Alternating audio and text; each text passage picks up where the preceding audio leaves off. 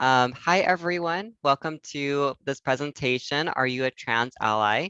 My name is Ariane Reed. Most people call me Ari. My pronouns are he, him, his. And I am the president of the Allied Staff and Faculty Association here at Fresno City College. We are an organization that supports our LGBTQ staff, faculty, and students across campus. I've also been involved in various other organizations on our campus, such as Classified Senate. I'm also the co-founder of that Allied Staff and Faculty Association I had mentioned. I'm also involved in LGBTQ organizations locally and also across California, including the annual LGBTQ Summit and the LGBTQ Out for Mental Health Fresno Task Force. So anyway, I've been involved in this for a while, in the LGBTQ community for a few years. I had the pleasure of coming out and transitioning while working here on our campus, transitioning from female to male, and I've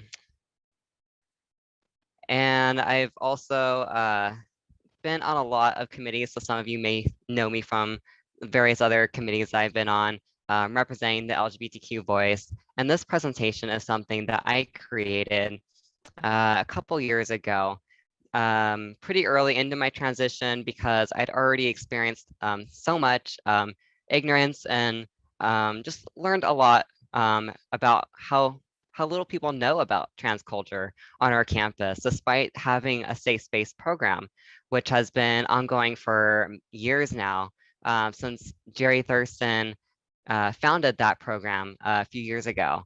And it was actually during one of his safe space trainings that I learned that I was trans. And so these trainings have a lot of meaning for me personally. And so I created this because even despite many people going to his training, I was still experiencing a lot of just kind of negative experiences and also just kind of weird and awkward experiences. And I wanted to dispel a lot of that awkwardness and weirdness and really break down trans culture and etiquette, ally etiquette for all of you. So that's the point of this presentation. It's not to make any of you experts or anything. It's just to help you understand this is what it means to be trans. These are different kinds of trans people. And therefore, this is how to speak with us, how to communicate with us, and how to not offend us, basically. So you won't be an expert, but you will leave here with some solid tools and tips for being a trans ally. And I phrase this presentation as a question because many people think that they are an ally to trans people. They've taken the safe space training, and yet they do and say a lot of those things that are offensive or just weird. And they think they're an ally, but they're not quite there yet, and they don't even know. So that's kind of why I phrase it this way. And unfortunately, my co-presenter, Virginia Beamer, cannot be here with us today. She is the president of the CSEA.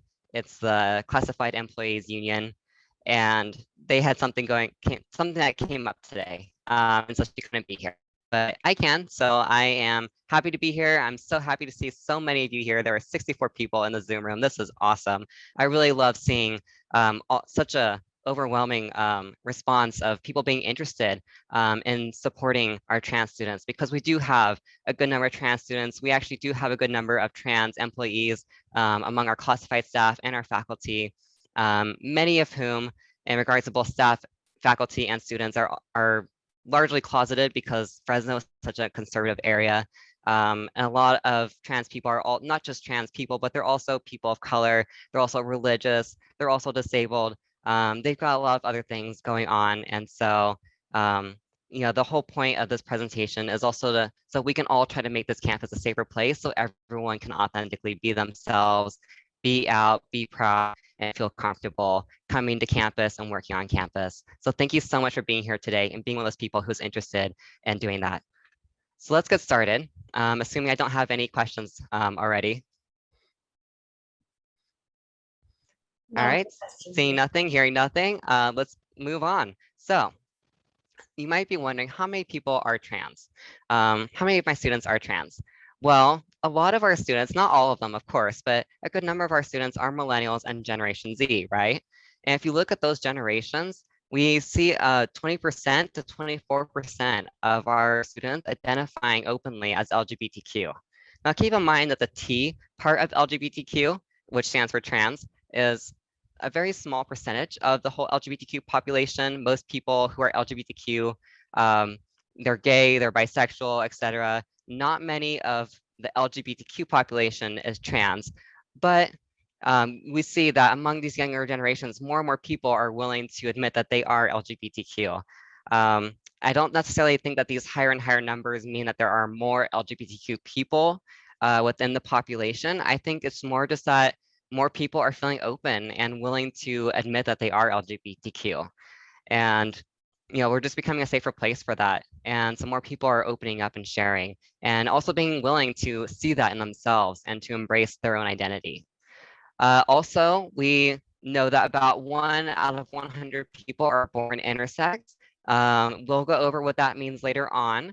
And there's also a very conservative study, sorry, I'm gonna try to speak slower. A very conservative study found that about 1.5 million individuals in the United States are transgender. That was a few years ago, so I'm sure that number is much larger now. Each year, more and more people learn that they are transgender and come out and transition and things like that. Because a lot of us, like me, for instance, I didn't even know that trans was a thing until I was like 25. So just a few years ago, I learned this, and I've been trans my whole life. I just didn't know that that was a thing that that I could be. That was what was going on with me. So I think that's also part of the reason why so many more and more people are coming out, is because we just didn't even know that there was a term for that. Also, if you look at youth, basically people under the age of 24, about 1.7% were openly identifying as trans, either transgender or gender non-conforming, any of those labels, and we'll go over all of those labels later on. You'll see a much higher percentage of the younger people being willing to identify as transgender than the more conservative study, which was looking at people of all ages. So anyway, the younger your students are, the more likely you are to have one or more trans students in your classroom.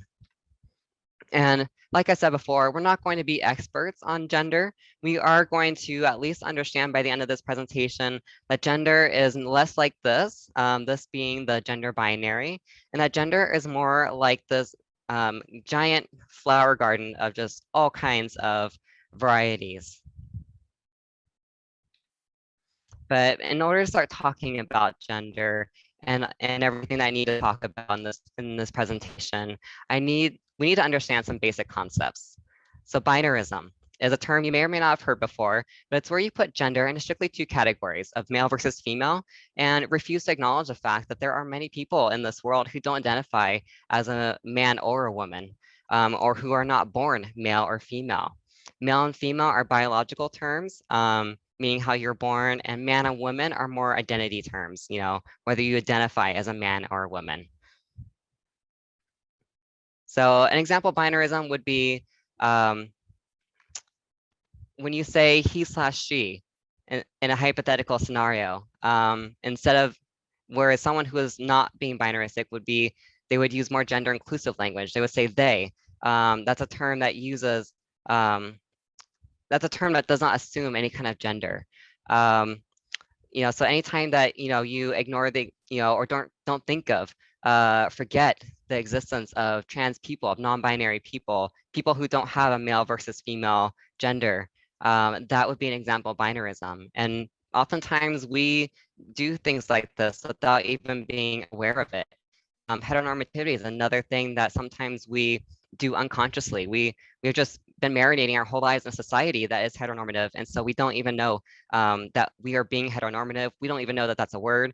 And what that word means is it's the belief that heterosexuality is the norm and that sex, sexuality, and gender roles all align accordingly.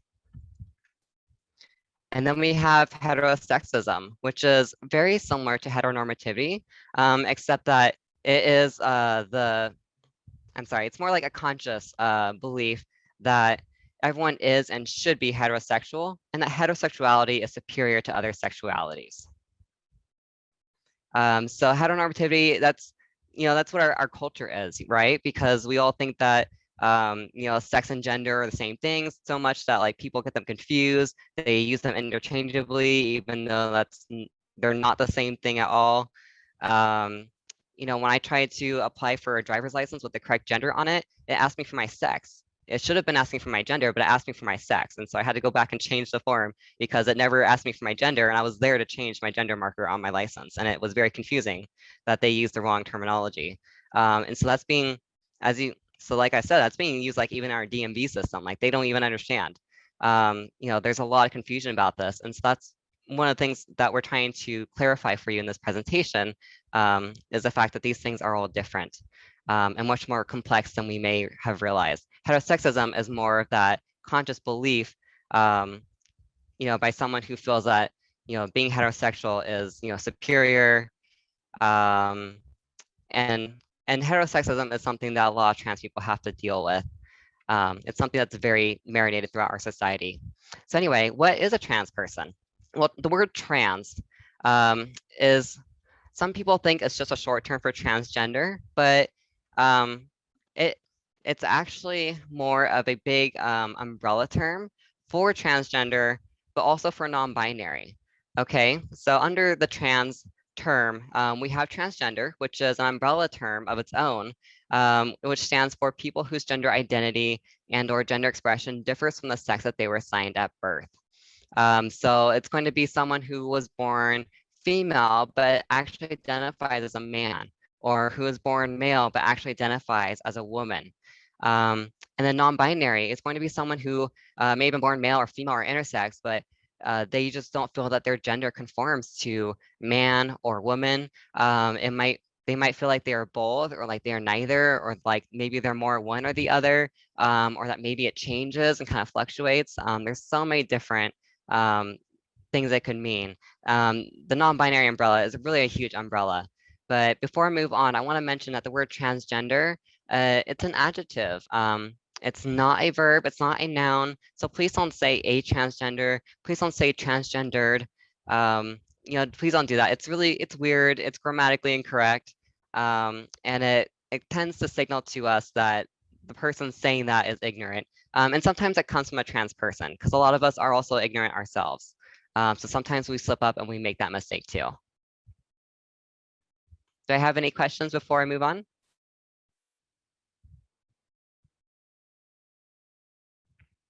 Okay, so cisgender is the term for people who are basically not transgender. It's going to be someone who was born with male genitalia and identifies as a man, or was born with female genitalia and identifies as a woman. Agender. This is kind of a new term. You might not have heard of it. And it's a term that just refers to anyone who feels that their gender does not conform to any particular gender. In other words, they feel like they don't have a gender, or they just don't understand what it feels like to be a man or a woman or any of those things. They just don't feel like they are any of those things. It just doesn't connect. It doesn't make sense to them. They just don't have that gender in place. And this is a video that normally I would show, but I only have about an hour and 15 minutes today, so we're gonna move on let's talk about transgender women. So a transgender woman is someone who was assigned male at birth, and we like to say assigned because it wasn't like we chose to be born the way that we were born, right? None of us chose to have two eyes or a nose or a mouth. We just were born with those things. Same thing goes for our genitalia. That was what we were born with, but we were also born with a brain of a gender that isn't commonly associated with that genitalia.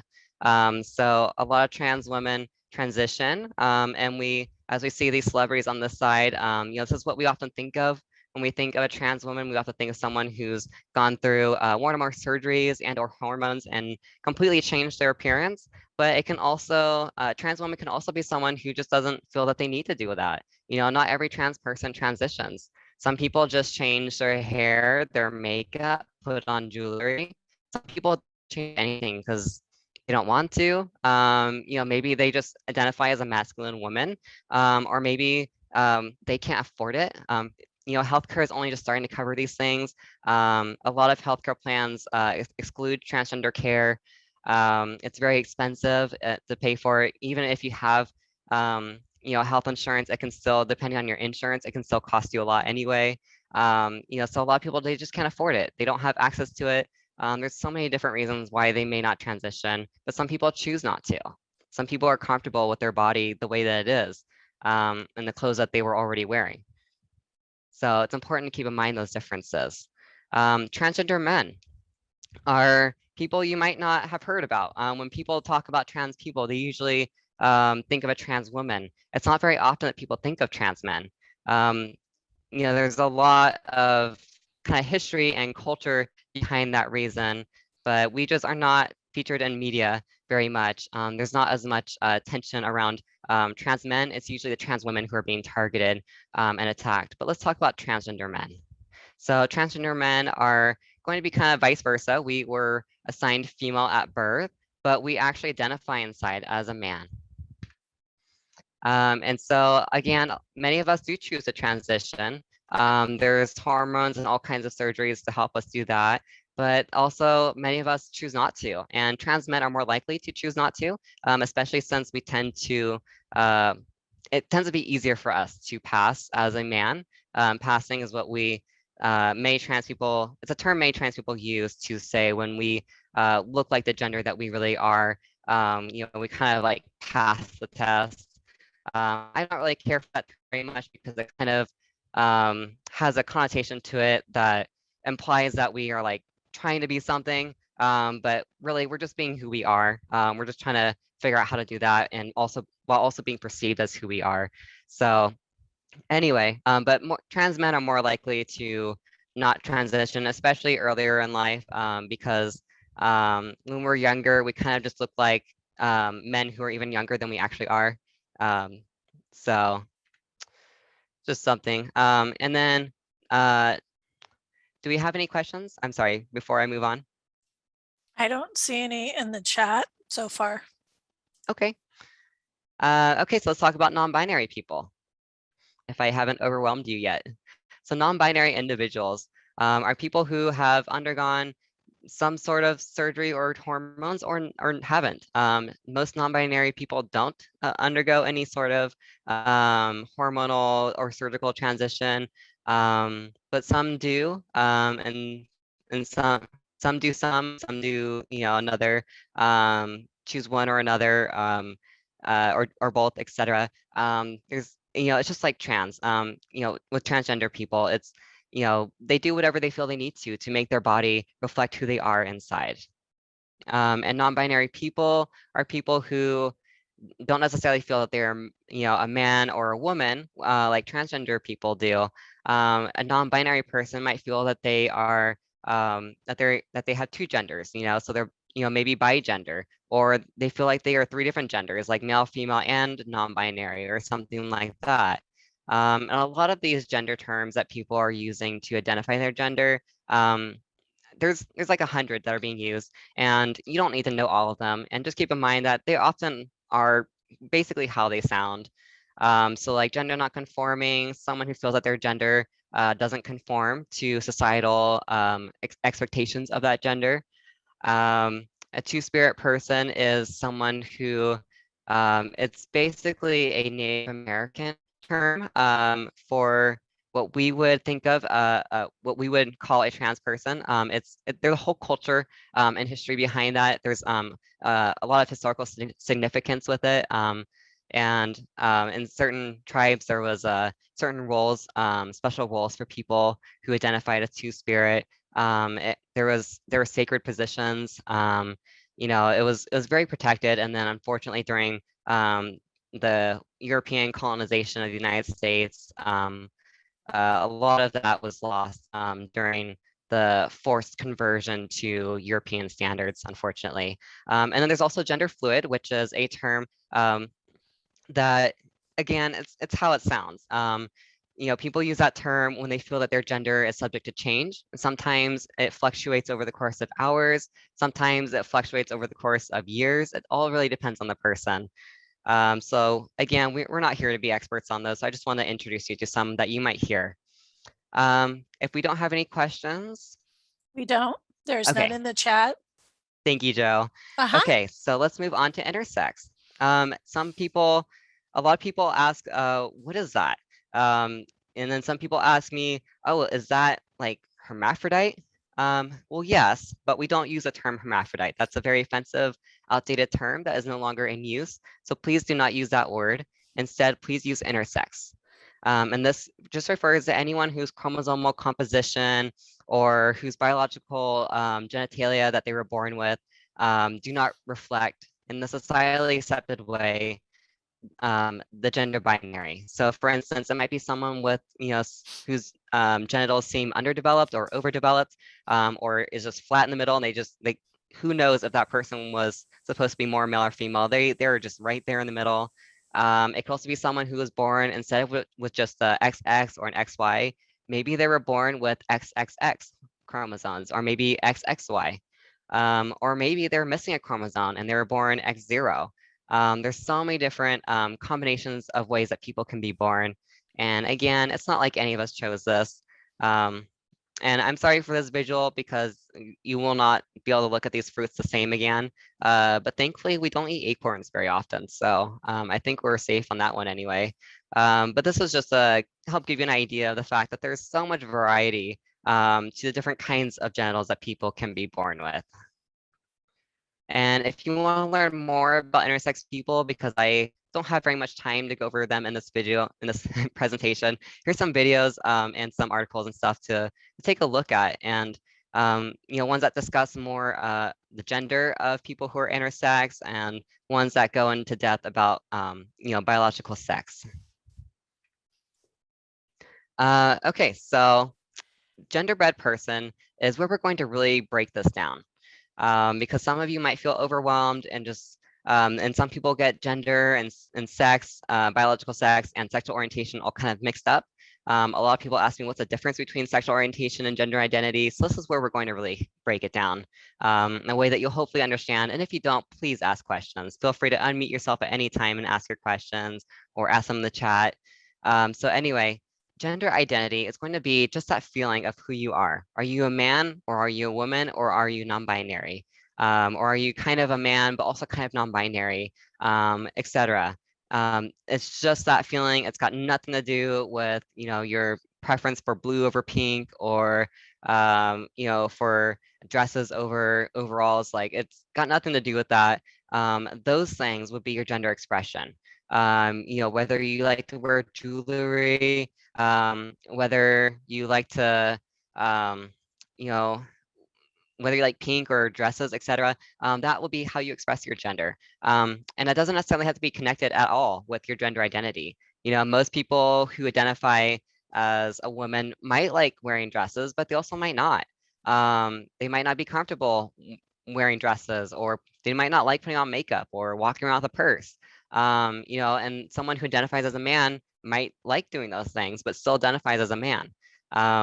None of these things on this graph are connected at all. They're all completely independent variables. And just because one thing turns out to be different than you thought it was, doesn't mean the others have changed at all. And none of these things typically change. These are all pretty static. If you are gender fluid, you're usually gender fluid your whole life. If you're transgender, you typically always were transgender, and you always will be. If you liked wearing dresses as a kid, you might still like wearing dresses as an adult. If you were born biologically female, unless you go through a lot of, medical changes, you're probably always going to be that. These things are pretty set. So anyway, biological sex is going to be the genitals that you were born with, whether you were born with male or female or intersex genitalia, chromosomes, etc. It means something a little bit different depending on the industry. There's no like nationally, set in stone definition for biological sex, because there's just so much argument about what it means. And there's also a lot of argument, to what it means to us trans people who choose to change parts of our body. I mean, are we still, am I still biologically female after having my breast surgically removed and being on male hormones for years? Like, at what point, do we just say that that person isn't necessarily female anymore because they've gotten rid of everything female about them? so it gets kind of complicated for us. And so biological sex is one of those questions that you probably shouldn't ask a trans person about, because it gets really complicated for us. And we're like, well, are you talking about chromosomes? Are you talking about my body now, or how I was born? It's kind of a complicated situation. It can mean something different to a medical doctor than it does to someone in the legal field. So there's a lot of controversy within the various industries in our United States. So sexual orientation is going to be who you are capable of being attracted to and who you are capable of spending the rest of your life with. And so just because you identify as a man doesn't mean you're attracted to women. You might be identify as a man and be attracted to men. These things are completely independent. And just because someone turns out to be trans doesn't mean that their sexual orientation has changed. It doesn't mean that that they now are going to start dressing differently. Someone might identify as a man and still be wearing a dress, and still like wearing makeup. None of these things have to be connected. And those lines on my graph are kind of outdated, and I wish someone would make a genderbread person with circles instead of lines, because the lines are really simplistic and they don't leave room for the people who don't fall along that line. So for instance, what about someone who feels that they're agender? Where would they fall on this line? Or someone who is asexual, who does not experience sexual attraction, where would they fall on this line? So that's why I brought in the circle, or also this three-dimensional graph. You don't have to memorize any of these things. Just understand that it is very complicated and independent. And I also want to leave you with some terms about just some terms about sex, biological sex that we trans people use. And so you might hear them in trans communities. AMAB would be an acronym for assigned male at birth, and AFAB would be assigned female at birth. And we say assigned because we did not choose this. So, we are assigned sex, a biological sex by, how we happen to turn out, and then what the doctor wrote down on our birth certificate. We didn't choose either of those things. So like I said, keep in mind that all these things are not our choice, that none of these things are connected. Just because a person came out as trans doesn't mean they're attracted to you, or that they are now attracted to people of a different gender than they were previously. And just because we came out as trans doesn't mean we're going to change anything about ourselves. Let's talk about trans kids. Arian, yes. Jacqueline had a question. She was hoping you could please address the term queer. I don't know if that's later in your presentation or if you could do that now. Okay, sure, I can go over queer. So queer is a term that is, it's not in this presentation because it's usually used for sexual orientation. Some people do use it in regards to gender. They refer to themselves as genderqueer. I think way back in my presentation, genderqueer may have been listed. Oh, I think I took it out. But so genderqueer is when we specify that we are queer in regards to our gender specifically. Queer typically means that you identify as a, it can also just mean that you identify as LGBTQ. A lot of people just use the word queer. It's fewer syllables to have to say out loud, and it basically just means anyone whose gender identity or sexual orientation transgresses the culturally imposed norms. So someone who does not identify as heterosexual and or doesn't identify as cisgender. And remember, cisgender basically just means non-trans people, because forever we kept saying non-trans people, and then finally someone was like, we need a term for the majority people. So we came up with cisgender, which cis is Latin for same. So that's where that came from.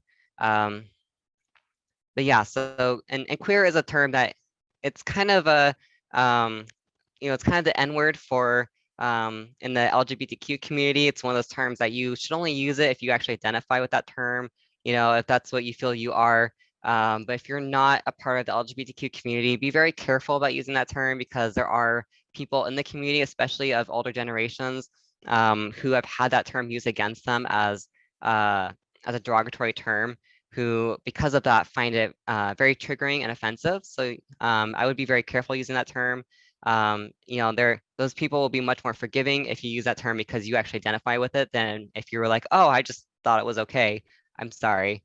So I'm sorry, there's a lot that kind of goes behind that term. So that's why it's not really included in this presentation. Because this presentation is kind of a supplement to the safe space presentation. So I come into this kind of refreshing you on some of those concepts we went over in safe space. And then this is the point of this presentation is to move on from there into deeper subjects. So, and most people who identify as queer, who say that they are queer, that I know of, that I've been in contact with, etc. People in general just tend to use it to refer to sexual orientation in my experience. And it's not as often that people are actually referring to gender when they use that. Usually they are clarified by saying genderqueer or trans, because trans is a big umbrella term for basically anyone who's not cisgender. Any other questions? Looks like Rebecca says queer used to be a derogatory term. So as I recall, the LGBTQ plus community decided to take it back and destigmatize it. Yeah, we were claimed that during the ACT UP movement when HIV was widely misunderstood, and religious communities were telling us that basically spreading misinformation, and so people stood up in this movement called ACT UP and went on protests and to spread the correct information. And so they used the term queers to get people's attention because that was a derogatory term for us. And so it got our attention really quickly. So that was when that's how it started to become reclaimed by our community.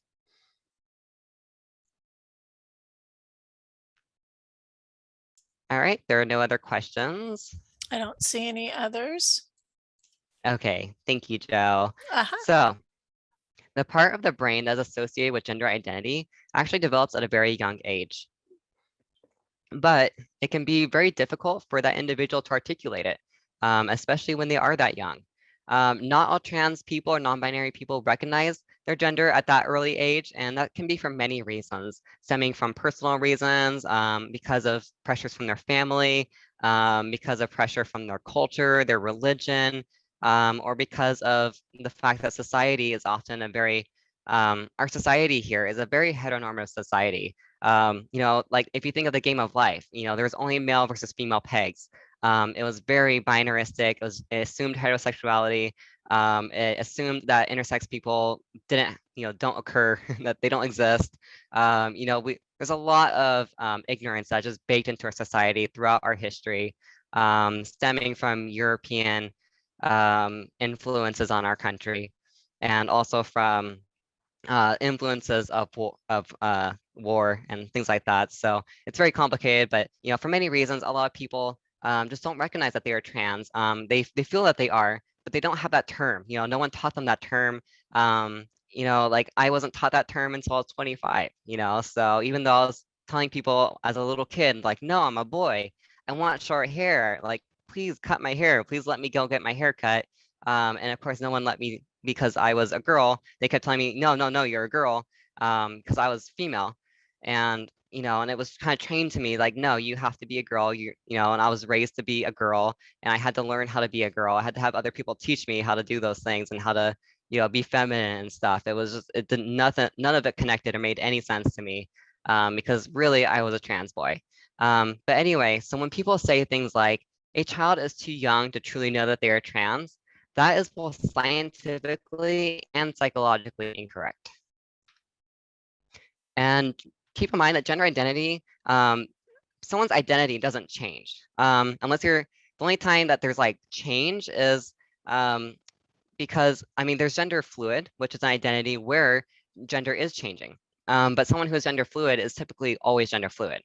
It's not that their gender identity changes between like male and female every few hours. It's that their gender identity is that they are gender fluid. And gender, doesn't really. So when people say, "Oh, so and so used to be a boy but is now a girl," that's actually a very inaccurate statement to make because that person was always a girl. They always felt inside that they were a girl, and they just didn't have that language and that safety to be able to articulate that fact. So it wasn't that anything changed. The only thing that changed was how they are communicating that to other people. So I want you all to take a look at this picture, and you don't have to answer this out loud, but I want you to answer this at least in your head. What is your first thought when you saw this picture? Was your first thought that this is a heterosexual cisgender couple?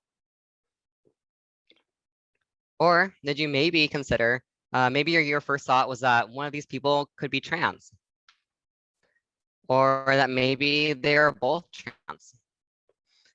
It's okay if your first thought was that that this is a biological male who identifies as a man and cisgender woman, etc., heterosexual.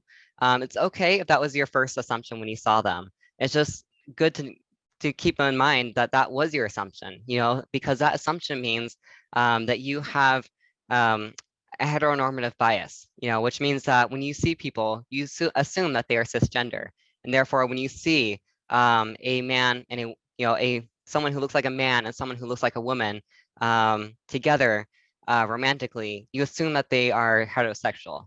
And these assumptions might be correct, but they also might not be. When people see my husband and I together, they assume that we are a gay couple, we're both gay men. He's actually a heterosexual man, and I'm actually a gay man who happens to be transgender. And we got married, and then years later, I found out that I was trans. So, sometimes we really can't make these assumptions, like even when we see a couple and we think, oh, they're definitely an LGBTQ couple, one of those people might not actually be LGBTQ. One of those people might be cisgender. So it's just an important bias to keep in mind. And it doesn't make you a bad person that you made that assumption that when you see people, you tend to just assume that they're cisgender until they tell you otherwise. Or that you see someone who looks female and you just assume that their pronouns are she, her until they tell you otherwise. It doesn't make you a bad person that's how you are right now, because that's how you were trained. That's how you were raised. That's what all of our media and everything around us has trained us our whole lives to believe. And that, it's not our fault that that's incorrect, but it is what is up to us is how we choose to act on that. What we choose to do about the fact that we have that bias baked into us. And so, keep in mind when we see families, for instance, this family, this is their biological child, but it was actually the man who gave birth to the child. Because trans people, many of us are actually perfectly capable of having our own children. And again, this family, this is their biological child because one of the partners was trans. And, unless we have a hysterectomy, we are still fully capable of having our own children. So when you see families, you really can't make assumptions either way. And it's important to keep in mind that 99% of individuals who transition have no regrets and are actually much happier after transition. Even if their surgeon botched their surgery, they're so glad that they got rid of that body part or augmented that body part, etc., to better match their gender. And there has yet to be a study in which a single trans child said they regretted transitioning. So these are important things that came to mind, just because so many people spread misinformation about us. When I tried to transition, my mom was terrified because she thought that most trans people actually regret transition and stuff like that, because she was seeing things online and in the news, etc., that were just wildly inaccurate, completely based not in fact, and were just based on opinions instead of factual data. So I just wanted to debunk some of those myths. And I'm also going to ask you a series of questions. And again, you don't have to answer any of them out loud. I just want you to answer them in your head and just kind of keep track. Are you saying yes or no to a lot of these questions? Do you have to think about which restroom to use, male versus female? When you enter the restroom, do you experience fear? Do you have to decide which name to use in social settings or on official paperwork? Do you ever struggle to complete a form when it only offers male versus female gender selections? Are you often referred to by incorrect pronouns when people happen to see you? Are you unable to change in private changing rooms at your gym because you possess different organs than other people in the room? Do you have to wear tight restrictive clothing underneath your clothes to prevent your body from expressing attributes of the wrong gender? Do you experience fear admitting your name because it doesn't match the gender expressed by your face, body, or clothing, or your legal name? Have you ever been denied housing, lease contracts, loans, purchases, healthcare, employment, promotions at work, religious affiliations, or been refused medical or psychiatric treatment by healthcare professionals on the basis of your gender? If you said no to a lot of these things, that is cisgender privilege. The ability to enter a restroom without fear, that is cisgender privilege. I haven't entered a restroom or a locker room or any of those kind of private spaces without feeling terrified and pretending not to be for like years. I've been trans for years and I'm still terrified every time. A few days ago, I was targeted in a locker room, and these repeat experiences, do not help. So anyway, so a cisgender person is the kind of person who can just like use a locker room and not be terrified of being harassed, etc. Do I have any questions before I move on? Yes. You have a question from Maxine. She says, I'm curious in the first pick, if the woman is really a man, but changed to look like a woman, how would she like to be known, identified? If I met you and called you a young man, would that be wrong of me? Are you assuming, I'm sorry, are you referring to this picture? I think it was the first picture of the man and the woman. The couple. Was it this one? I think it was the one before that. But Maxine, you can clarify. Maxine, was this the picture you were referring to?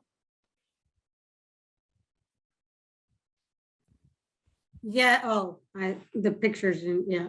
Yes, that one right there.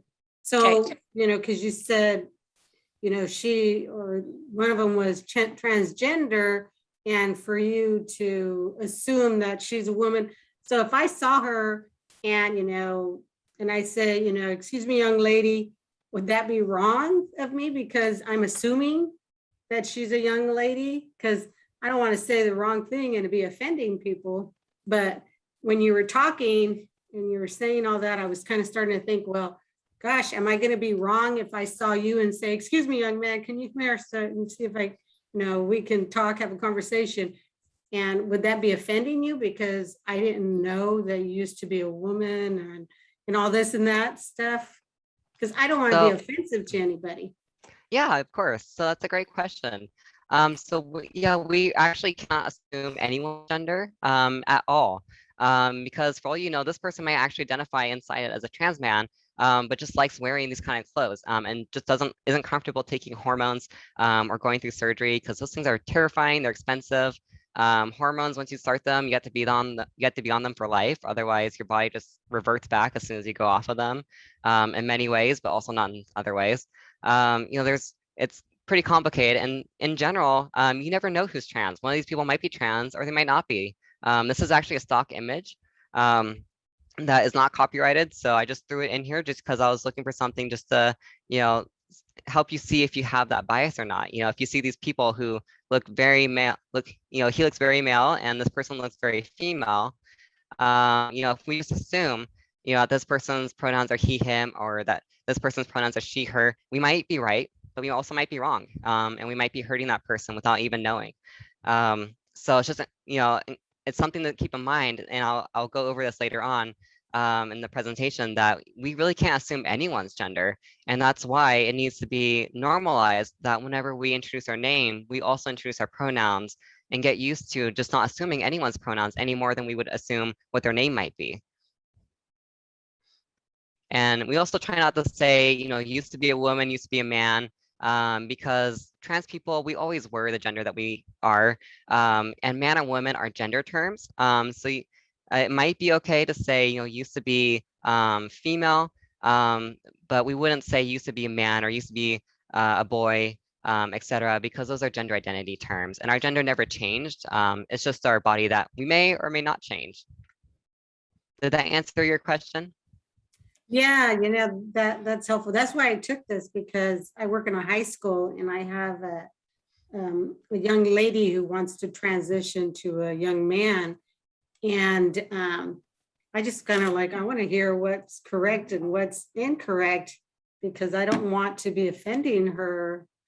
And so that's why I jumped in. So that's why I was asking you that.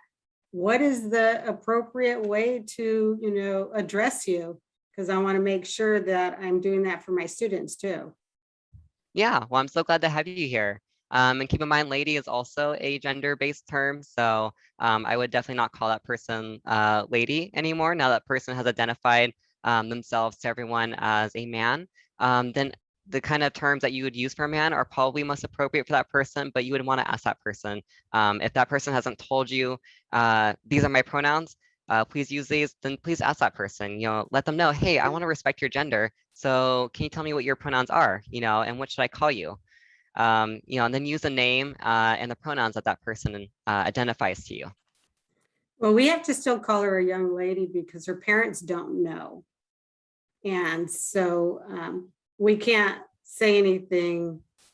And if her parent, because I'm not sure who parents are yet. So I'm still kind of, we've been doing everything online right now. So her parents don't know. So that's another fine line I was going to ask you about later. Okay, yeah. In that case, I mean, you can also use they, them instead of calling that person she, her, because that person identifies as a man. They're probably going to be very offended by the she, her pronouns. I understand when you communicate with the parents, you will have to use different pronouns, and it's going to be tricky. Pronouns can be really difficult to get used to, even in the trans community. I still misgender some of my friends by accident because I knew them under one pronouns, and then they changed, and then they changed again as they discovered their true gender. So it can be tricky, and even we slip up sometimes. So some of us are very patient and we get it. But some trans people, they're very hurt by it and they are not very patient. So some people, they might even lash out if they hear the wrong pronouns. So we have to be very careful and mindful about what kind of terms we're using to refer to people and what kind of pronouns we use as well. We have another question from Annette. What is an appropriate way to ask someone about their pronouns? So my favorite way is just to introduce my pronouns with my name everywhere I go. Every time I introduce myself to someone, I say, hi, my name is Ariane Reed. My pronouns are he, him, his. What are yours? And that prompts them to then respond with their name and pronouns. And a lot of people don't understand the importance of not assuming gender. So they sometimes don't say their pronouns because they think it should be assumed. And I have to ask them, okay, and what are your pronouns? And if I needed to actually single someone out, like I had a student aide and I realized I didn't know that person's pronouns. And so I pulled that student aide aside privately in my office and said, hi, I'd like to respect your gender. So can you please tell me what your preferred pronouns are? Or I like to say correct pronouns because they're not just preferred, they are our correct pronouns. Any other questions? No. Nope. Okay, well, keep them coming. I love these great questions. So, what is the term transphobia? This is a term that you may hear, and this is a lot of words, and I'm sorry for that, but it's basically just a reaction of fear, loathing, and discrimination against people who are trans or people who appear to be trans. So transphobia is something that can affect people who don't even identify as trans. It might be just a woman who just likes to dress masculine and really likes to have short hair, or a man who just is naturally kind of feminine or just non-conforming, but doesn't identify as anything but a man. This can affect really anyone. I have people in my neighborhood who have been attacked and as by a transphobic person, because of transphobia. That person does not actually identify as trans. They just look like someone who might.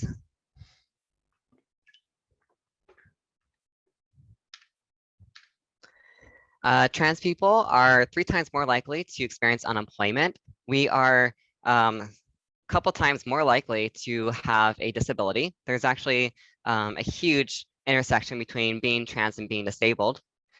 About almost half of us have unsupportive families, and 10% of us even have families that are violent against us because of transphobia within the home.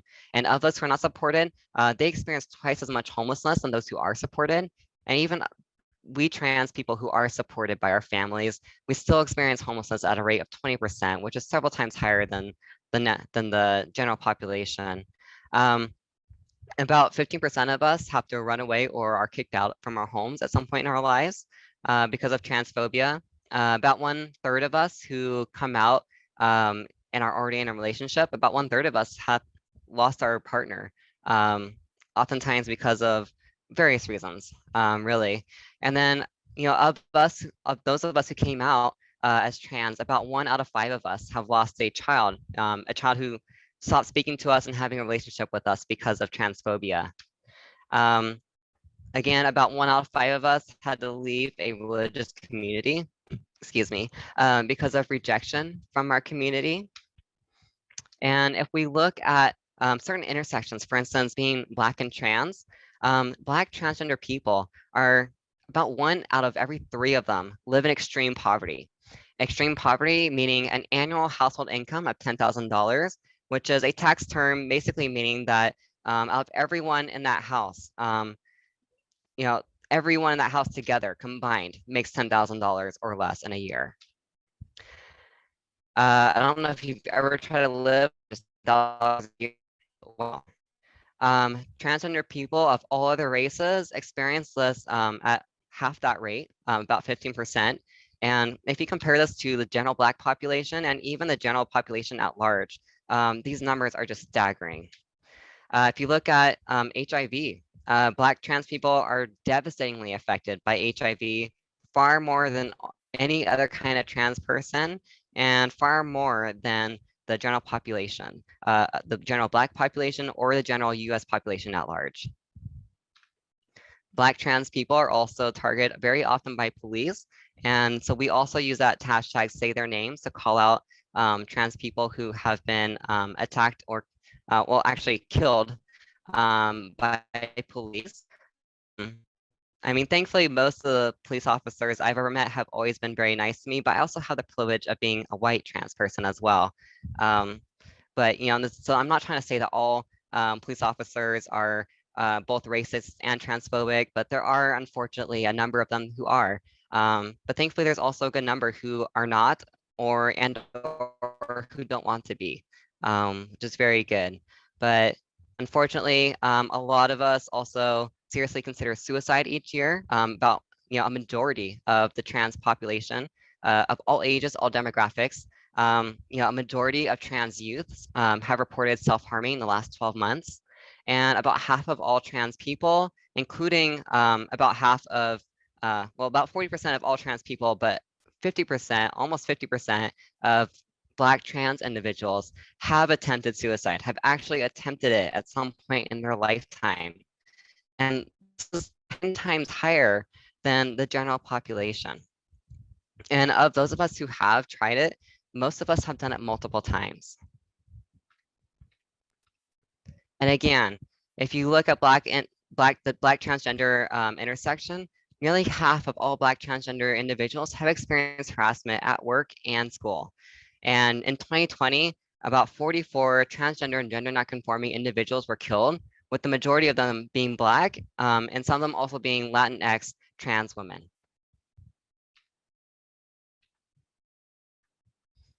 Among all trans people, almost half of us have been verbally harassed at some point in our life.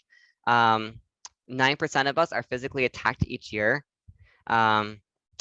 I'm sorry, 40% of us are verbally harassed each year. 9% are physically attacked, and 47% of us have been sexually assaulted at some point in our lifetime, but with 10% of us being sexually assaulted just in the last year. And if you look at any of these statistics, if you look at the intersection of being trans and being Native American, being trans and being multiracial, being trans and being Black or Middle Eastern, you're going to see much higher rates, unfortunately, of all of these things, and especially of sexual assault. You also see a high rate of sexual assault among Black trans people who have been sex workers. And unfortunately, a good number of Black trans people and even trans people of all races, really, you'll see a high percentage of us turning to sex work in certain states across the United States, because there are a lot of states where we don't have any employment protections, where we can literally be denied employment, fired, refused promotions, etc., because we are trans. So unfortunately, in those kinds of states, a lot of people are forced to turn to sex work because that's the only other thing left to them, where they can't be fired or denied employment from it. A lot of us have experienced homelessness, and all of these things so much higher. So people who have, a lot of us who have experienced homelessness have also been sexually assaulted, about 65%. And trans people who have one or more disabilities, again, a majority of them, almost 2/3 of them, have been sexually assaulted at some point in their lifetime. We also, about more than half of us have experienced intimate partner violence, including coercive control and physical harm at some point in our lifetime. And about 24% of us have experienced severe physical violence, which is noticeably higher than the general population from an intimate partner. We have another question, Arian. Yes. It says, this is from Noel. Are these terms widely accepted in other states, let alone other counties? Are we as a country leading the world on this? Has there been talks about legislation and creating laws that protect their rights from abuse and/or discrimination? Okay, so that was a multifold question. I'm going to answer the first part first. So the terms that I'm using in this PowerPoint are terms that are nationally accepted. There's not really like a set in stone. This is just the terms that are most commonly used, the terms that are being used by LGBTQ scholars in the field right now, scholars who are doing research and reporting the data. They're trying to use the most correct terms, and these are the kind of terms that they're using that have been deemed the most correct and the most acceptable. So I hope that answers that question. And then, yes, we do need legislation. And unfortunately, throughout this year, 2021, we have had about 188 anti-trans bills going through legislative right now, going through the Congress and the Senate and everything, going through different states. The only thing that we really have going for us right now is the Equality Act, which is going to hopefully negate some of those bills, because it will disallow a lot of different businesses and schools and universities, etc. It will forbid them from being transphobic. It will give us protections for using the restroom and for seeking employment and for going to school. So it will give us some of those basic necessities. But unfortunately, it won't be, it's not broad enough to really undo or prevent a lot of the damage that is happening and going to happen as a result of those 188 trans bills, some of which have been denied at some level of the approvals process, but unfortunately many have already been instituted and are ongoing. So there are trans kids who are no longer able to participate at all in sports. Just kicking a ball around on the soccer field at their, K-8 school with their friends. Unfortunately, there's a lot of different ways that especially trans kids are being impacted right now. They're not able to use the restroom in many states because they don't have Title IX in their state. Our version of Title IX doesn't actually protect against gender identity. It's currently being interpreted that biological sex also covers gender identity. That's kind of how we managed to start being inclusive in our state. And so we're just kind of hoping that interpretation sticks around, but the next governor could come in and say, oh, I don't interpret it that way, and then it goes away. So, it's unfortunately, even the places in like California where we do have these protections, they're still very shaky. They're very easy to get rid of. So unfortunately, there is so much work that needs to be done. And there are organizations that are trying to help out with this kind of work, and we just don't really have the funding or the power, because we are such a minority. As you saw earlier in this presentation, trans people comprise, depending on the generation, anywhere from like 0.6 to 1.7% of the population. So we are greatly outnumbered. There's a lot of transphobia out there, a lot of misinformation, a lot of information that could easily be disproved by any kind of study that's ever been done, but people are still just willfully spreading misinformation. So it's very difficult for us. It's very stressful. This has been a very stressful year for us, for our community, for each of us in the community, to see so many different bills being passed. It's just been really, it's been really stressful, as a trans person. This last year, 2020 and also 2021 have been a very difficult time for us. We have one other question. Does the FCC Safe Space program have resources for instructors that wish to share this information with their students, like in class presentations, or help for instructors to develop their own presentations? So you're welcome to reach out to us at any time. We do have a website. You can look us up. If you go to the Fresno City College website and you just type in LGBTQ into the search engine, you'll come up with a lot of our websites. We've got a webpage all about pronouns that gives a lot of information about the importance of pronouns. And it gives a little bit of background about trans culture. We also have an LGBTQ Resources webpage. And you are always welcome to request safe space trainings like for your office, for your department. We also try to give trainings like this one and safe space to the public now and then when unfortunately we're volunteers, and so it's really hard for us to find that time within our regular work schedule to schedule these public trainings. And when we do schedule them, we often only get maybe a few people attending, typically almost no students, even though often it's the students who asked for it. And we're the reason why we started doing them publicly. We still have a hard time getting attendance. So we kind of tend to do them more for the staff and faculty. And then we hope that you will take these things that we're teaching you and incorporate them into your syllabus and into how you teach and how you respond to things and what you decide to talk about and the kind of teachable moments you decide to have in your classroom. And kind of, we're asking a lot of you to just, to be our allies and to be active and to make this a part of what you do. And I do love the idea of doing a presentation. So you're also welcome to connect with me. I am both a co-coordinator for the Safe Space program and also coordinator for this program as well. So if you reach out to me, I can get a presentation going, help you out with that. If you need any sort of like language pointers or tips or anything like that, you're welcome to reach out to me. And at the end after this presentation, you will have access to this presentation. We also have resources pamphlets that we can give out, and we have just a whole web page of resources. So whatever you need, just let us know and we can help you find it or get it out to you. Any other questions?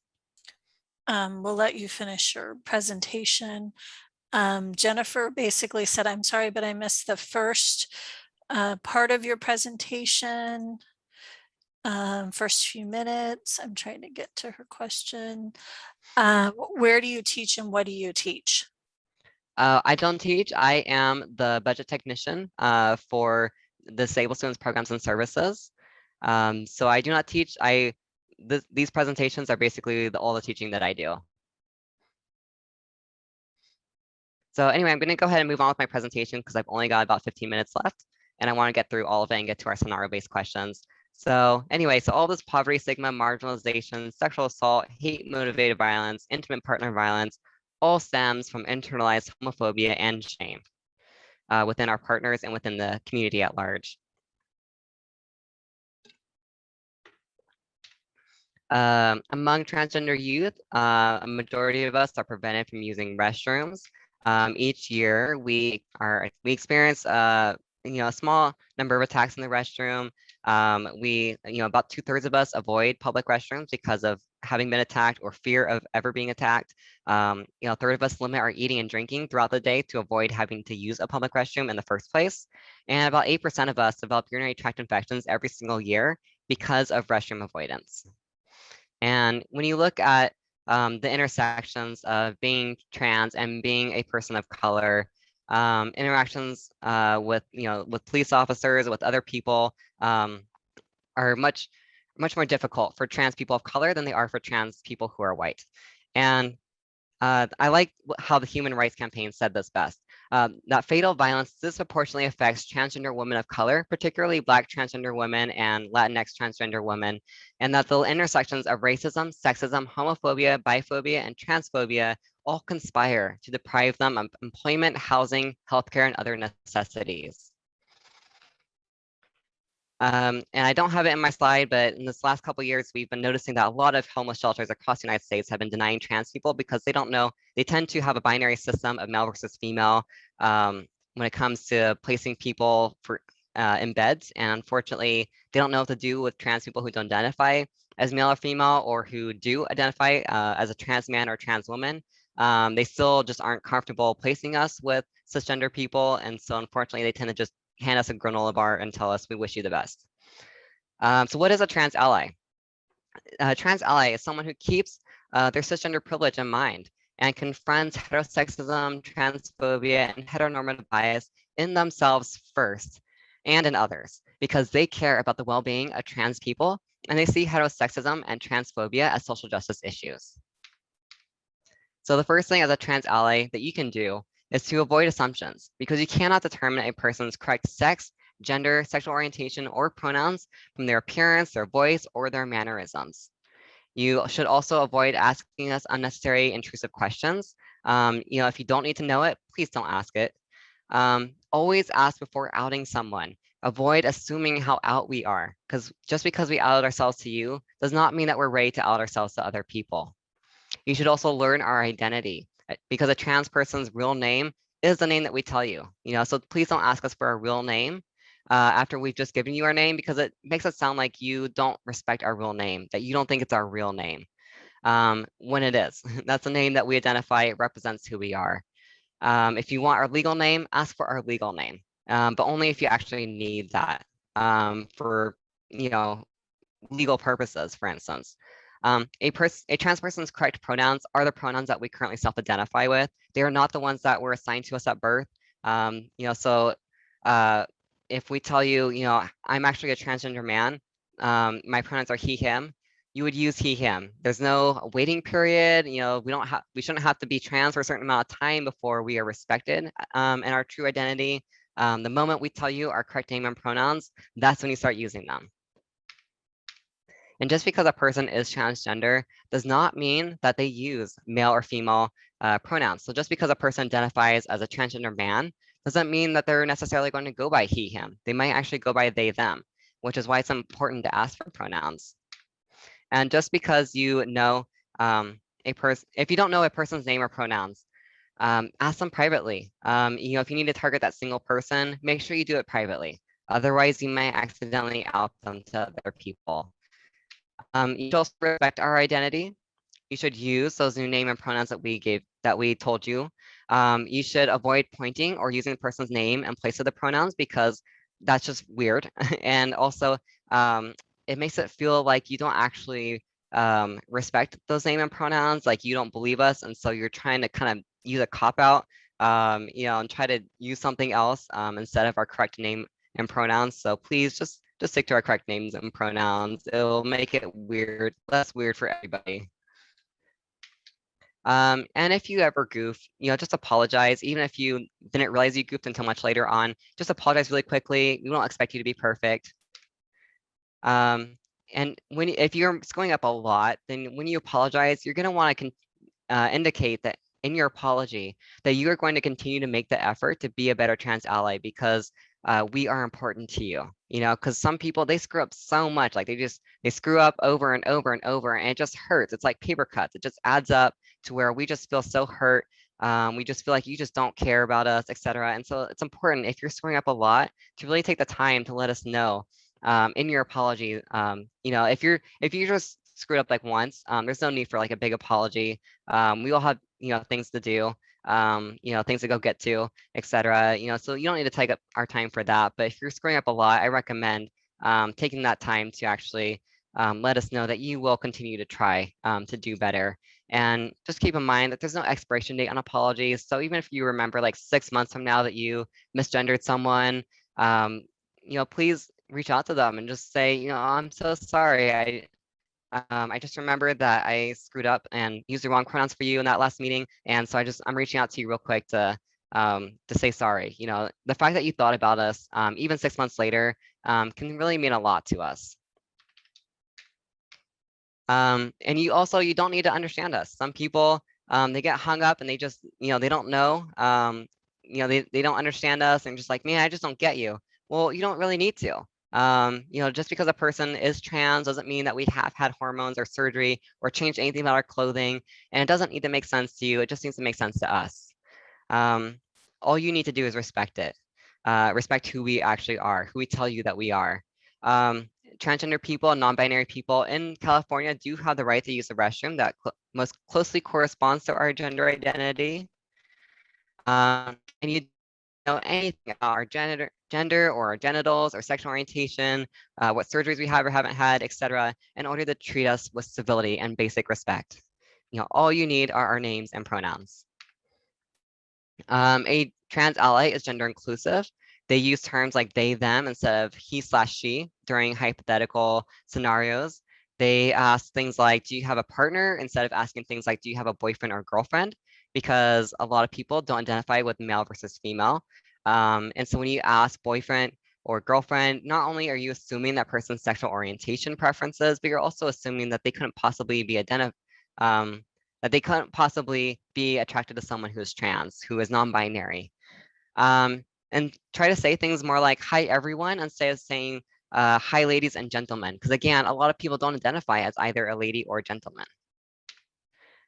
Keep your cisgender privilege in mind when you consider trans applicants, students, participants, and keep in mind that underprivileged people have to overcome far more barriers to attain the same level of education and employment as someone who is white and cisgender.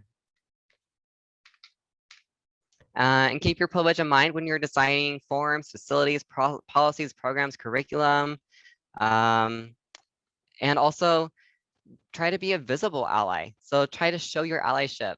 There's pins, buttons, shirts, all kinds of things that you can do to display your ally display your status as an ally. And after this presentation, you will get an ally sticker. And if you don't receive it within a month, please let me know. I am very busy, so sometimes I have trouble getting to things. Sometimes things slip through the cracks. I'm not perfect. So please, if you do not receive your ally sticker that you should be receiving within a month of having taken this presentation today, just let me know. I'll get that to you. And always introduce their pronouns with their names. So you can do that on a name tag like this, or you can also include them in your email signature. So this is not just a trans person thing. This is an everyone thing, because we really can't be assuming each other's gender. We really need to, just stop doing that, because we're offending so many people every time we, the longer that we continue to assume people's gender, the longer we continue to keep hurting people without even knowing. So this isn't, just a trans thing. This is an everyone thing, because so many people, I know so many people who identify as women, and are just kind of, more masculine appearing women, but they accidentally get gendered as male a lot. I also get gendered as female a lot on the phone by the sound of my voice. And we really, we should just stop assuming gender. And so a trans ally knows that gender shouldn't be assumed. And so they put their pronouns wherever their name is.